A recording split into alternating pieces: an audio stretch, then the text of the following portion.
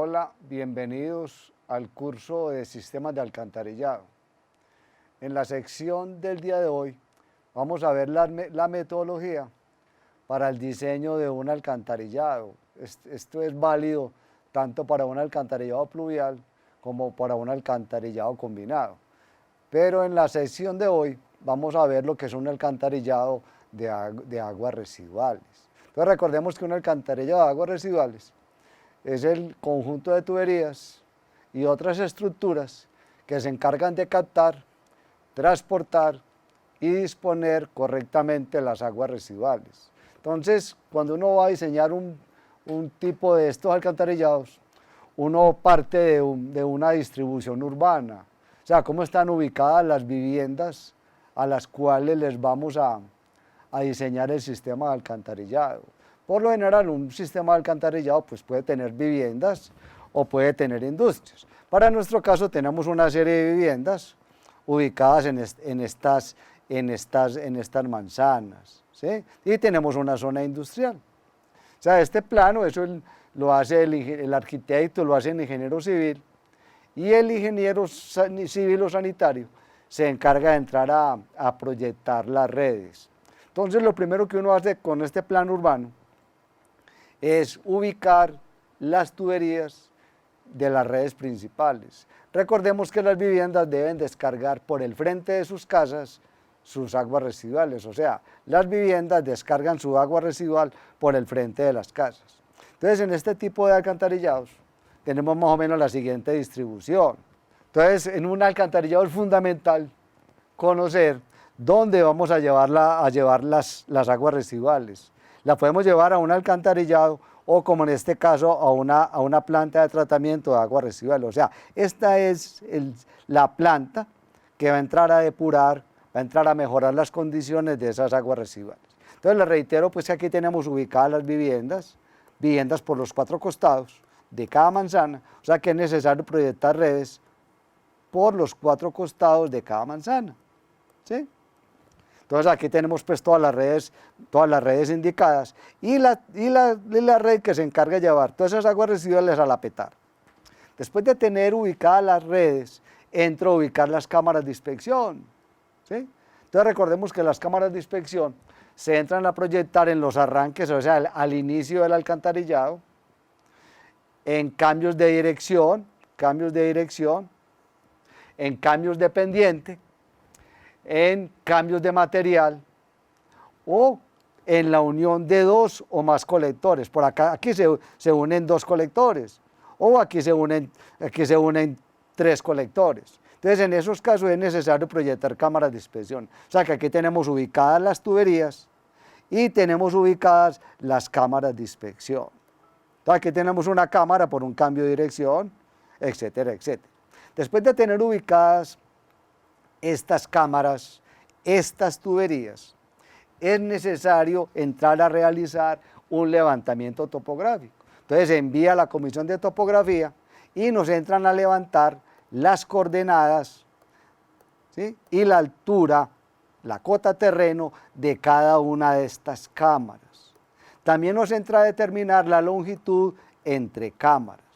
Entonces, para nuestro ejemplo ya tenemos ubicadas las cámaras y la longitud entre cada una de las cámaras. Entonces, miremos acá que tenemos la convención, que esto es cota terreno, en la parte superior, y en la parte inferior tenemos lo que es la cota batea.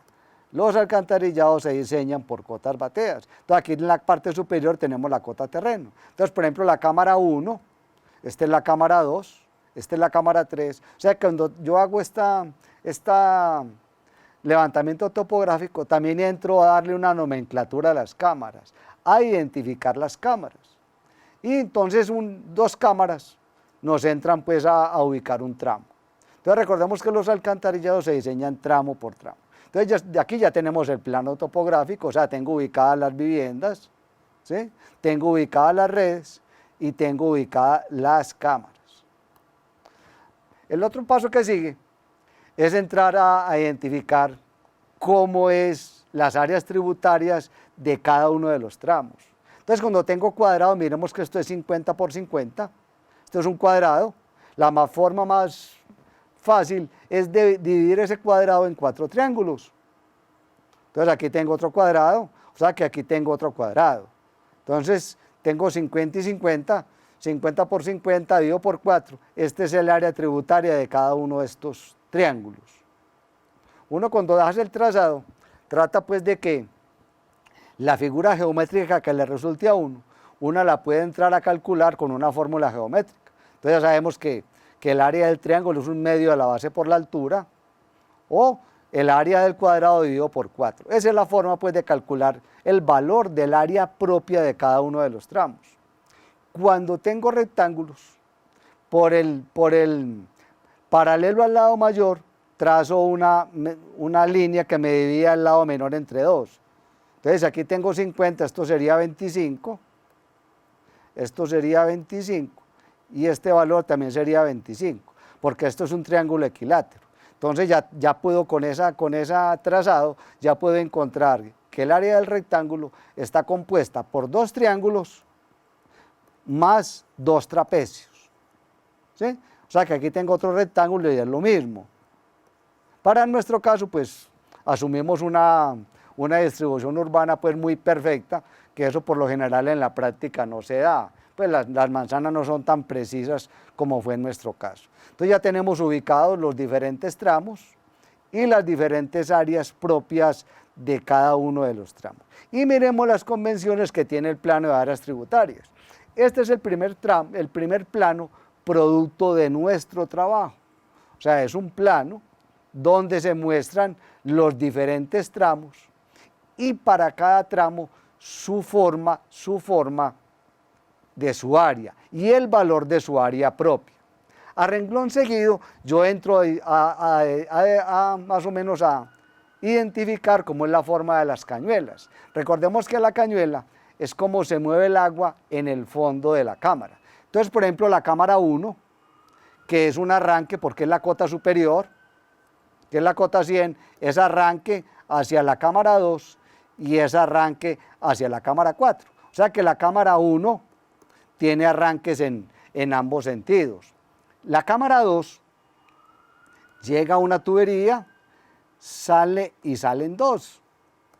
O sea, esta es la cámara 2. O sea que esta cámara 2 puede tener el arranque ya sea por aquí o lo puede tener por acá. Entonces, dependiendo cómo yo coloque el arranque, eso me indica a mí cómo se está acumulando el área en las diferentes tuberías. Entonces, para nuestro caso, para nuestro ejemplo, en la cámara 2, yo coloqué el arranque hacia la cámara 5. O sea que el tramo 1-2, entra a descargar el área, su agua, al tramo 2-3. Miremos la cámara 5. En la cámara 5 tengo 2 llegadas y tengo 2 salidas. ¿Sí? Tengo 2 salidas, 2 llegadas y 2 salidas. O sea que esta cámara 5 podemos tener dos alternativas. De llegar que la cámara, todo el agua se me concentre hacia la cámara 6. ¿Sí? Entonces la cámara 5-8 será un arranque, o que el agua se me concentre hacia la otra posibilidad de la cañuela de la cámara 5, será la siguiente.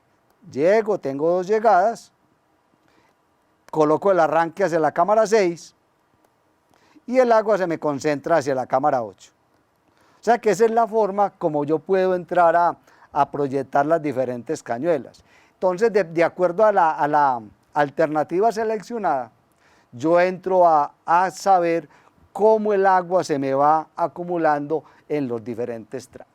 Entonces, le reitero pues la cuestión. Empezamos en la cámara 1, que es la cámara más alta, y recordemos que tenemos que llevar el agua hacia la petar. Entonces, después de tener identificadas las cotas de terreno de las cámaras y el sitio y la forma de las cañuelas, yo puedo asignar los sentidos de flujo. Entonces, el agua en un alcantarillado corre de una cota superior a una cota inferior. Entonces, de la cámara 1 el agua puede correr de la 1 a la 2 o de la 2 a la 1. ¿Por qué? Porque es un terreno totalmente plano. Pero en vista que yo tengo que traer el agua a la petar que queda en la cámara 11, no se justifica hacer el tramo 2-1, sino que el sentido del agua en el tramo 1-2 es de la cámara 1 a la cámara 2. Miremos el sentido de flujo de la cámara 2 a la cámara 3. Tengo la cota terreno en la 100 y la cota terreno de la 3 en la 98. O sea que el agua debe correr de la 2 a la 3. Lo mismo sucede de la 3 a la 6. El sentido de flujo es de la cota 98 a la cota 93 y así sucesivamente. Entonces, de acuerdo a esos sentidos de flujo y a la forma como yo puedo entrar a proyectar las cañuelas, yo defino cómo se me va a mover el agua en el alcantarillado. Entonces, hagamos de nuevo un repaso de lo que hemos hecho. Primero que todo, trazamos las tuberías, ubicamos las cámaras de inspección. Después de tener ubicadas las cámaras de inspección, enviamos la comisión de topografía. Esa comisión de topografía entra a identificar las coordenadas de cada una de las cámaras, las cotas de terreno y la longitud entre las cámaras. A renglón seguido yo entro a darle un número, una numeración a cada cámara de inspección. ¿Sí? Después de tener las cotas y las cámaras, yo entro a asignar los sentidos de flujo. Y posteriormente entro a asignar la forma de la cañuela. Recordemos que la cañuela es como se me mueve el agua en la cámara de inspección. Entonces hay unas cañuelas que no tienen sino una forma. Por ejemplo, la cámara 3. La cámara 3 es una cañuela de este tipo. La cámara 7 es una cañuela también que el agua llega, ¿sí? Viene de la 4 y va hacia la 8. ¿Sí? O sea, hay unas cámaras que la cañuela es muy fácil su identificación, pero cuando tengo varias salidas, por ejemplo la cámara 4, la cámara 5, ¿cierto? La cámara 2, en esas cámaras es necesario identificar muy bien cómo es la cañuela. Entonces, para nuestro caso, estamos colocando los arranques siempre en el sentido de las Y, y el agua va a circular en el sentido de las X. Después de tener este plano y los diferentes tramos y la forma como se va acumulando el agua en las diferentes tuberías, yo paso a hacer el diseño en la hoja de Excel. Entonces, después de tener pues ya el trazado mi alcantarillado, a renglón seguido yo entro a definir los parámetros de diseño. ¿Sí? Esos parámetros de diseño, recordemos que depende del nivel de complejidad. Entonces, para nuestro caso, vamos a asumir que tenemos un nivel de complejidad medio alto. Recordemos que ese nivel de complejidad es función del tamaño de la población. Entonces, tengo un nivel de complejidad medio alto, tengo un clima cálido, o sea que es una población que está ubicada a menos de 1000 metros sobre el nivel del mar. Entonces, con ese nivel de complejidad medio alto y clima cálido, la dotación, o sea, el consumo de agua de una persona son 135 litros habitante día. También ese nivel de complejidad me entra a determinar lo que es el factor de retorno. Entonces recordemos que ese factor de retorno es un factor que me indica cuánta cantidad de agua que se consume en el acueducto regresa al alcantarillado. También ese nivel de complejidad me entra a determinar lo que es la contribución industrial. Recordemos que tenemos una industria, un área industrial. Es necesario entrar a definir cuánto es el valor de esa contribución industrial. Otra contribución es la infiltración. Recordemos que la infiltración son aguas subterráneas que ingresan al sistema de alcantarillado. Para nuestro caso, la infiltración es 0,1 litros hectárea por segundo. Otro factor importante son las conexiones erradas, que para nuestro caso es 0,2 litros hectárea por segundo. Recordemos que las conexiones cerradas son aguas lluvias que por equivocación se conectan al alcantarillado de agua residual.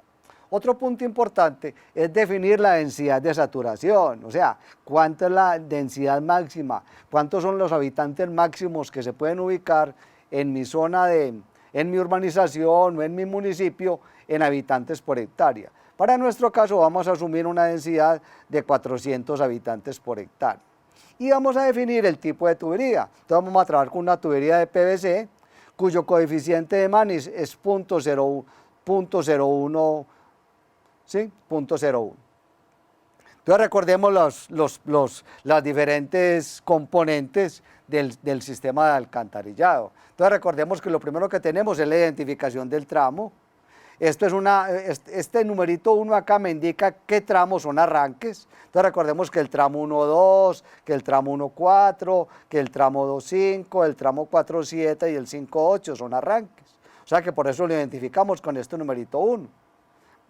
A renglón seguido yo coloco el valor del área tributaria de cada tramo, el área propia de cada tramo. Y miremos una cuestión, que los alcantarillados, el orden en el cual yo calculo los tramos, ¿sí? El tramo 1, 2, es de acuerdo a cómo se mueve el agua. Entonces recordemos que el primer tramo es el tramo 1, 2, el 1, 2 sigue el 2, 3 y después sigue el tramo 3, 6. Pero para poder calcular el 6, 7, ¿sí? El tramo 6, 9, perdón, es necesario calcular el 5, 6. Pero para calcular el 5, 6 es necesario calcular el tramo 1, 4. O sea que el orden, como yo tengo los tramos, es de acuerdo a cómo se mueve el agua en el alcantarillado. Entonces, aquí tengo el área propia. Otras áreas son que áreas, aguas arriba del tramo, desembocan al tramo, entonces los arranques, el área propia es 0. O sea que el área total es la sumatoria de la propia más otras áreas. Este tramo no tiene área industrial. Y la población total es que el área servida por la densidad, o sea que es 0.0625 por 400. Ese me da el valor a mí de la población. ¿Sí? A renglón seguido calcula el caudal residual medio. Recordemos que es igual a la población, ¿sí? Que es igual a la población por la dotación por el factor de retorno dividido por 86.400. Este factor de capacidad lo entramos a determinar en función del tamaño de la población. Entonces recordemos que es igual a 1 más 14 sobre 4 más raíz de P. Este caudal residual máximo es igual a ¿qué? Al residual medio por el factor de capacidad. El caudal industrial es 0, este tramo no tiene industrias. Recordemos que el industrial llega al tramo 3.6. El caudal comercial es 0, el caudal institucional es 0. El caudal por conexiones cerradas es igual a ¿qué? A la contribución por conexiones cerradas por el área servida, o sea que es esta columna por este valor. Es lo mismo la infiltración, el área servida o el área total por la contribución por infiltración. Y el caudal de aguas residuales máximo es la sumatoria del caudal de infiltración más el caudal por conexiones cerradas, más el caudal institucional, más el caudal comercial, más el caudal industrial, más el caudal máximo de las aguas residuales domésticas. Ese es el caudal máximo de agua residual. Pero el caudal de diseño es 1,5. Recordemos que el caudal mínimo de diseño es 1,5. La longitud y las cotas de terreno es una información topográfica que recordemos que la habíamos calculado con el levantamiento topográfico. Entonces la longitud entre el tramo 1 y 2 es 50 metros, la cota de terreno es 100, cota de terreno superior y la cota de terreno inferior es 100 metros. La cota batea, ¿cómo la calculamos? La cota batea, esta cota batea superior es igual a la cota terreno superior menos 1,2 menos el diámetro. Entonces este valor del diámetro yo lo asumo como el diámetro mínimo. Recordemos que en alcantarillados convencionales el diámetro mínimo, si es tubería PVC, son 182 milímetros. Entonces recordemos que este es el diámetro interno de la tubería. Entonces la cota batea es la cota terreno menos 1,2 menos este diámetro. Lo mismo sucede para la cota batea inferior. Pero si yo lo coloco a la misma profundidad, me va a dar una pendiente 0. Por eso en la cota batea inferior yo me estoy enterrando una profundidad mayor. Sí, aquí me enterré 1,39, aquí me enterré 1,69. O sea que para poder tener un desnivel, porque el terreno es totalmente plano. Entonces la pendiente es, ¿qué es la pendiente? Cota batea superior menos cota batea inferior dividido por la longitud y lo multiplico por 100 para expresarlo en porcentaje. A renglón seguido calculamos la velocidad tubo lleno, que lo calculamos con la ecuación de Manning. Recordemos que es 1 sobre n, n es el coeficiente de PAL PVC, por d cuartos a la 2 tercios, por la pendiente a la 1 medio. Esa es la ecuación de Manning que me permite calcular la velocidad a tubo lleno. El caudal a tubo lleno es igual a la velocidad a tubo lleno por el área. Y el área es pi de 2 sobre 4. Como tengo el diámetro y tengo la velocidad, puedo calcular el caudal a tubo lleno. Ya con el caudal de diseño y el caudal a tubo lleno, yo puedo encontrar la relación Q sobre Q. Con esa relación Q sobre Q, yo puedo encontrar la relación de velocidades, la relación de alturas de lámina de agua, ¿sí? Lo que es la relación radiohidráulico sobre diámetro y lo que es la relación L sobre D.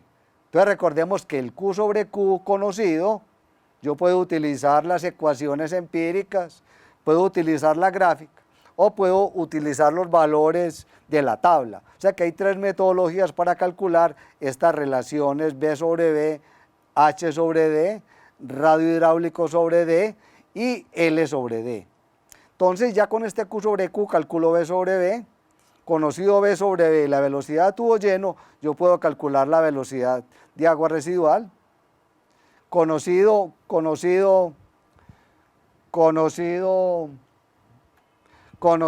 el Q sobre Q, también puedo calcular H sobre D. Conocido H sobre D, puedo entrar a calcular la lámina de agua. Como tengo el D sobre D, yo puedo calcular el ángulo phi y así puedo calcular la relación de radios sobre diámetro y la relación de profundidad hidráulica sobre diámetro. Recordemos que este radio hidráulico yo lo entro a determinar para poder calcular el valor de la fuerza atractiva. Y en la profundidad hidráulica yo la entro a determinar para calcular el tipo de flujo, si es flujo supercrítico o es flujo subcrítico. O sea que estos son pues la metodología para calcular los diferentes valores en el tramo. ¿Cómo sé que el diámetro asumido y la pendiente asumida me sirven? Porque la velocidad me debe dar mayor o igual a 0,45, por eso aquí tengo este chequeo, y que el porcentaje de ocupación de la tubería debe ser menor de 0,7. Entonces estos dos chequeos me indican que la velocidad me está cumpliendo y que la relación o el porcentaje de ocupación de la tubería es menor o igual a 0,7. En caso de que no me cumpla la velocidad, yo entro a verificar que el esfuerzo cortante o la fuerza atractiva sea mayor o igual a 1,2. Entonces aquí me está dando que el chequeo en todos los puntos, estoy verificando que el esfuerzo cortante o la fuerza atractiva es mayor o igual a 1,2. Entonces recuerden que lo que es la velocidad mínima y el esfuerzo cortante, yo lo entro a controlar para evitar la sedimentación. Y el porcentaje de ocupación, yo lo entro a controlar para garantizar que la tubería me está trabajando a tubo parcialmente lleno. Entonces, volvamos a ver más o menos lo que es la filosofía pues, de esta hoja de cálculo. Recordemos que los alcantarillados se calculan tramo por tramo, tramo 1, 2, tramo 2, 3, tramo 3, 6. O sea que aquí tenemos los tramos que conforman mi red de alcantarillado. Y el orden, como el orden de los cálculos, lo entro a determinar de acuerdo a cómo se acumule el agua en mi alcantarillado. Entonces, después de tener el tramo que vamos a diseñar, es necesario pues, conocer el área propia y el área servida. Cuando tengo el área servida, la hoja de cálculo automáticamente me calcula el caudal de diseño. ¿Sí? Porque el caudal de diseño, recordemos que es función del área total. Entonces recordemos que el caudal de diseño es igual a la sumatoria de las diferentes contribuciones, la infiltración, las conexiones cerradas, el caudal institucional, el caudal comercial, el caudal industrial y el residual doméstico máximo. Ese es el caudal de diseño. A renglón seguido yo tengo mis datos topográficos y con estos datos topográficos yo entro a determinar las cotas bateas que me permiten a mí determinar la pendiente, asumo el diámetro, o sea, con esta pendiente y este diámetro, yo entro a calcular las condiciones de tubo lleno, velocidad y caudal a tubo lleno, y conocido las condiciones de caudal a tubo lleno y el caudal de diseño, yo entro a calcular Q sobre Q. Con este Q sobre Q, yo entro a determinar los diferentes elementos hidráulicos, como es velocidad, como es altura de lámina de agua, como es el radio hidráulico y como es la profundidad hidráulica.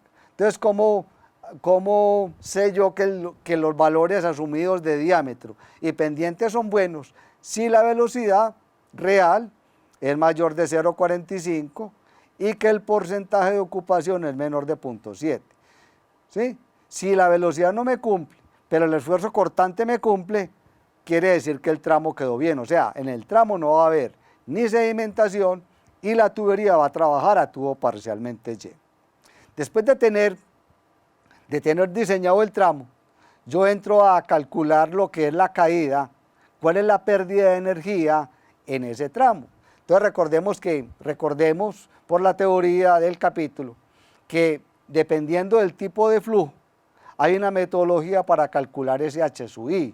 Sin embargo, para diámetros pequeños se pueden utilizar unos valores prácticos. Entonces, por cada llegada a la cámara, yo dejo una caída de 3 centímetros. Entonces, por ejemplo, a la cámara 2 solamente llega una tubería. Entonces, la caída, o sea, la diferencia de cotas entre la cota batea de llegada y la cota batea de salida son 3 centímetros. Entonces, así yo voy amarrando las cotas bateas de los diferentes tramos. Entonces, miremos que la cota batea del tramo 1-2, en la cota batea inferior es 98,32. La caída son 3 centímetros, por lo tanto la cota batea superior del tramo 2-3 es 98,32 menos 3 centímetros me da 98,29. Esta es la cota batea superior para el tramo 2-3. Y esta cota batea inferior es la calculo común y corriente, o sea que es la cota terreno menos 1,2 menos el diámetro. Entonces así voy entrando a calcular las diferentes cotas bateas para los diferentes tramos. Entonces, después de terminar estos cálculos, ¿sí?, de hacer todos los cálculos para todos los tramos, yo entro a mostrar los planos que conforman el proyecto. Entonces, recordemos que ya hablamos del plano de áreas tributarias y a continuación les voy a mostrar el plano de planta general del alcantarillado. Entonces, el plano de planta general yo debo mostrar para los diferentes tramos, por ejemplo, para el tramo 1-2, lo que es la longitud, recordemos que son 50 metros, lo que es su diámetro, recordemos que son 182 milímetros, ¿sí? Lo que son las cotas, esta es la cámara 1, esta es la cámara 2, lo que es la cota terreno, recordemos que es la cota 100, la cota aquí también es la cota 100, la terreno de la cámara 2, las cotas bateas que es 98,62, 98,32, tengo la longitud, tengo el sentido de flujo, tengo que asumir lo que es la pendiente, que es una pendiente como del 0,6%. Y esa es la información que debe tener pues cada tramo en la planta general. A continuación muestro el tramo 2-3, esta es la cámara 3, esta longitud son 70 metros, esta cota terreno, recordemos que es 98,32 menos 3 centímetros, es 98,29, y la cota de batea de llegada acá, recordemos que la cota terreno es 98, y la cota acá es la 96,62. Entonces, esto es lo que yo entro a dibujar de acuerdo a mis cálculos que hice en la hoja de cálculo. Entonces, en esa planta general yo muestro los diferentes tramos, muestro la forma de las cañuelas. Recordemos que esto es un arranque, las convenciones que tenemos por acá, esto es un arranque, esto es una cámara proyectada, esto es la red de alcantarillados y este es el sentido de flujo. Y esta es la identificación de la cámara, ¿sí? Entonces, yo debo mostrar para los diferentes tramos toda esta información. Como esa información queda como muy apeñuscada acá en el dibujo, yo puedo presentar en una tabla de este tipo. Entonces, aquí tengo el tramo, tengo el área propia, el caudal de diseño, la longitud, la cota terreno superior e inferior, cota batea superior e inferior, la pendiente y el diámetro de la tubería. O sea, yo a este plano le puedo adjuntar esta tabla y con esta información yo entro a ver para cada tramo cada información, lo que le repito, lo que es la cota terreno, lo que es la cota batea, la identificación de la cámara, su sentido de flujo, la longitud entre cámaras, el diámetro de la tubería y la pendiente. Y lo más importante, las cotas batea. Entonces recordemos que esta convención es cota terreno y cota batea. Entonces recordemos que los alcantarillados se diseñan en cotas bateas. Entonces recordemos que es la cota batea. Es la interior inferior. O sea que esta cota aquí es la cota batea. Y la superior exterior es la cota clave. Y esta es la cota del terreno. Entonces recordemos que esta profundidad se recomienda que sea 1,2. Por eso es que uno asumía que la cota batea era igual a la cota terreno menos 1,2 menos este diámetro. ¿Sí? Entonces recordemos que así calculábamos la cota batea, o sea que es igual a la cota terreno menos 1,2 menos el diámetro. Entonces, le reitero pues de que este es nuestro plano y aquí tenemos ubicados pues los diferentes tramos. Y esta es la tabla que debemos anexar a esa planta general. El otro plano, que es un plano muy importante, es el plano de perfil. Entonces en ese plano de perfil yo entro a identificar la cámara, miremos la convención, esta es la cámara, ¿sí? Esta es la identificación de la cámara, ¿sí? Este es el perfil del terreno y este es el perfil de la tubería. Entonces para cada tramo yo entro a mostrar la cota batea superior, la cota batea inferior del tramo 1, 2. Muestro también lo que es la longitud entre las cámaras, la pendiente de la tubería, el diámetro y el caudal. Entonces, esta es la información que nosotros debemos indicar para el plano de perfil. O sea, este es la cámara, este es el perfil del terreno, este es el perfil de la tubería. Entonces, después del tramo 1-2 sigue el tramo 2-3. Entonces, la cota batea superior del 2-3 es 98,29. La cota batea inferior de la cámara 3 es 96,62. Recordemos que aquí llega también la contribución industrial, por lo tanto, la diferencia de cotas entre esta llegada y esta salida son 6 centímetros. A la cámara 3 llegan 2 tuberías, por eso el H sub I son 6 centímetros. Y a la cámara 6 está llegando a la 91,62. Y estas son las cotas de terreno.